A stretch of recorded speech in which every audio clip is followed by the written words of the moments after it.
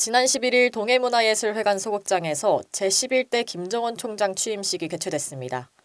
행사는 코로나19 확산세로 백신 접종 완료자를 초청해 진행됐으며 실시간 온라인 유튜브로 생중계됐습니다. 본 취임식에는 학교법인 광운학원 조선영 이사장, 고용진 노원구 국회의원, 이승로 성북구청장 등 많은 귀빈이 함께했습니다. 행사는 개식사를 시작으로 학교법인 광운학원 조선영 이사장의 임명사로 이어졌습니다. 조선영 이사장은 모든 기관, 학생, 지역사회가 함께 한마음으로 광운의 미래를 이끌어야 한다는 말을 전하며 김종원 신임 총장에 대한 기대감을 내비쳤습니다.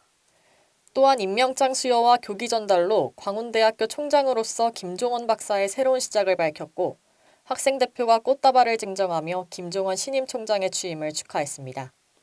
이어 신임 총장은 취임사에서 신입생으로 광운대와의 연을 맺고 오늘 이 자리에 총장으로 부임하게 되어 감회가 새롭다라며 앞으로의 운영 철학과 지속 가능한 발전을 이루고자 하는 포부를 밝혔습니다.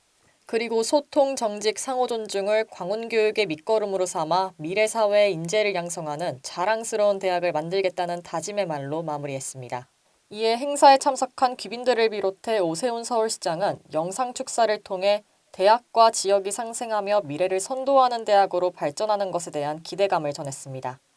끝으로 첼로 4중주 축하 무대와 교과대창으로 행사가 마무리됐습니다. 지난 6월 한 학생은 광운대학교 제11대 총장에게 기대한다라는 오픈 포럼에서 우리 학교가 나아가야 할 방향에 대해 학교와 학생은 상생관계로 의견 존중과 공감이 필요하다고 이야기한 바 있습니다. 이처럼 원활한 소통과 미래를 향한 비전으로 더욱 빛나는 광운대학교가 되길 기대합니다. 지금까지 KWBC 김수연입니다. 2022년도 1학기 화도 및 동해장학금 1차 신청에 관한 사항을 안내합니다. 근본 1차 신청은 신편입생이 아닌 재학생, 그리고 1차 신청 기간에 복학한 학생을 대상으로 진행됩니다. 장학금의 신청 기간은 1월 11일 화요일부터 2월 7일 월요일까지입니다. 클래스에 로그인해 학습 결과에서 장학조회를 클릭한 후 화도 동해장학금 신청 바로가기를 누르면 됩니다. 신청 후에는 장학조회 화면에서 신청 일시가 조회되는지 반드시 확인해야 합니다. 다음은 신청 자격으로 해당 조건을 모두 충족해야 합니다. 2022학년도 1학기 재학 예정자여야 하며 미등록 상태로 휴학 후 1학기에 등록 예정인 복학생은 1차와 2차 모두 신청 가능합니다. 등록금 전액을 납부하고 휴학 후 1학기에 복학하는 학생은 2차 신청 대상자입니다. 또한 2022학년도 1학기 국가장학금 1차 신청자 중 소득 구간이 0에서 8구간으로 확인된 자여야 합니다. 이 조건은 추후에 있을 화도 동해장학금 2차 신청자에게도 동일하게 적용됩니다. 학점의 경우 계절학기를 제외한 직전학기 취득학점이 12학점 이상이고 평량 평균이 2.0 이상이면 신청 조건에 부합합니다.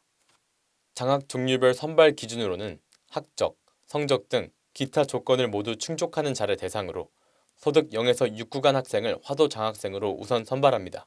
동해장학금의 경우 소득 기준이 미정입니다.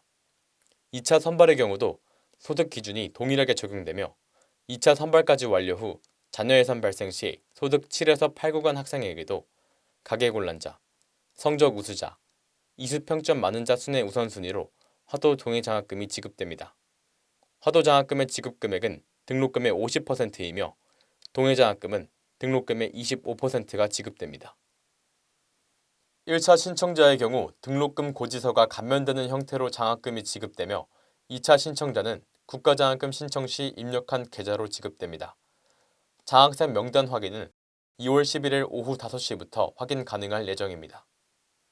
1차 신청 기간 이후 복학한 학생을 위한 2차 신청은 5월 셋째 혹은 넷째 주에 있을 예정이며 5월 초 별도 공지될 예정입니다.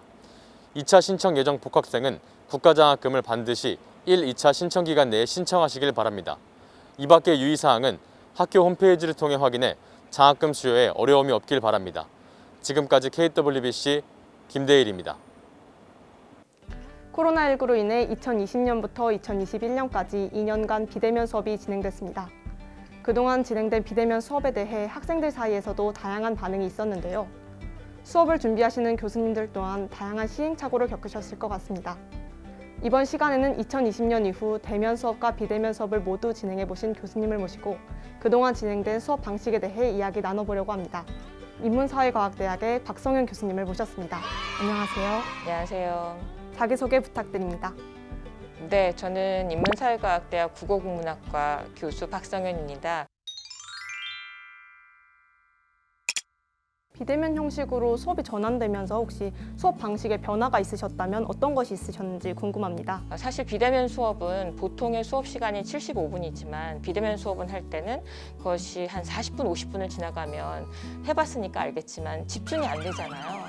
그러니까 그것을 되도록이면 짧은 시간 안에 끝내야 되기 때문에 학생들에게 충분히 정보를 주어야 하지만 그것을 압축해서 주어야 되고 이 정보가 학생들한테 잘 전달됐는지를 확인하기 위해서 수시 퀴즈 같은 것을 계속 매주 낸다거나 아니면 학생들에게 짤막짤막한 과제를 더 내게 됐던 거죠.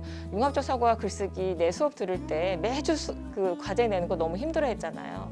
근데 그것을 만나서 수업을 할 때 그것에 대해서 이야기를 들으면서 하는 것과 비대면 상황에서 선생님이 주는 과제에 대해서 그냥 내는 것이 이제 많이 다를 거거든요, 학생들이. 그런 어려움이 있음에도 불구하고 뭔가 수업을 잘 따라하고 있다라는 것을 확인하기 위한 수단을 자꾸 더하게 됐던 것 같아요. 비대면 수업에 장점이 있다면 어떤 것이 있는지 궁금합니다.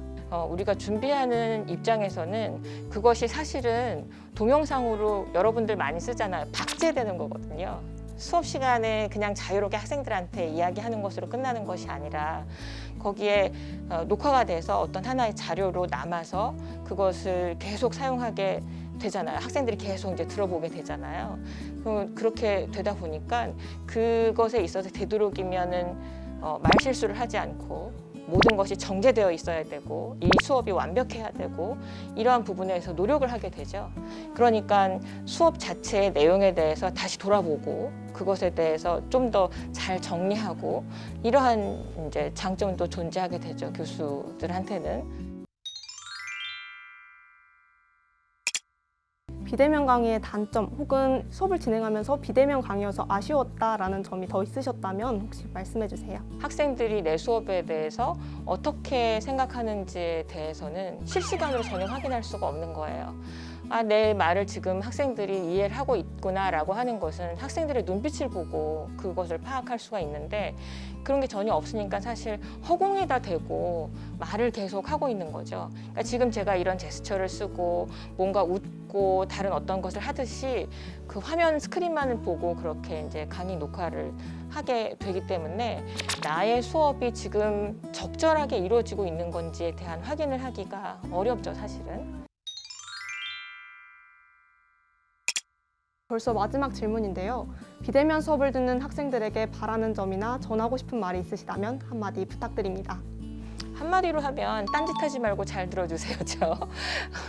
그런데 이게 그 비대면 수업이라는 것이 아무래도 그냥 보통 우리가 하는 말로 하면 늘어질 수밖에 없는 거잖아요. 이때 안 들어도 되고 다음에 들어도 되고 누워서 들어도 되고 심지어는 그런 것도 있죠. 실시간 화상 강의를 하더라도 학생이 그거에 들어와 분명 출석했어요. 그리고 처음에 질문에 답도 했어요.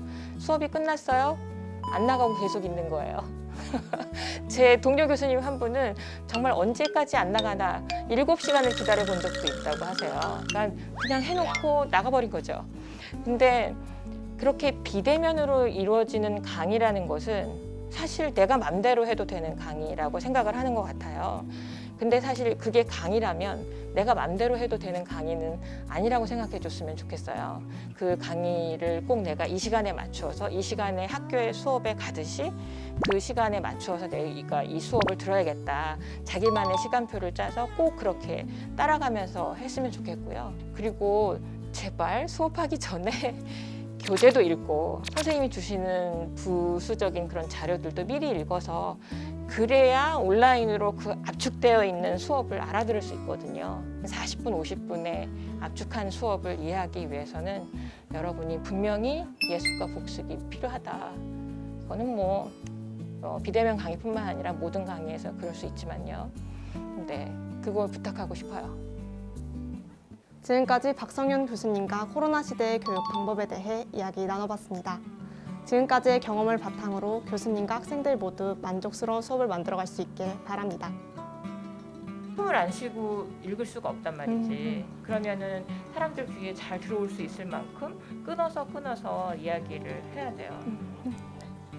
네, 감사합니다.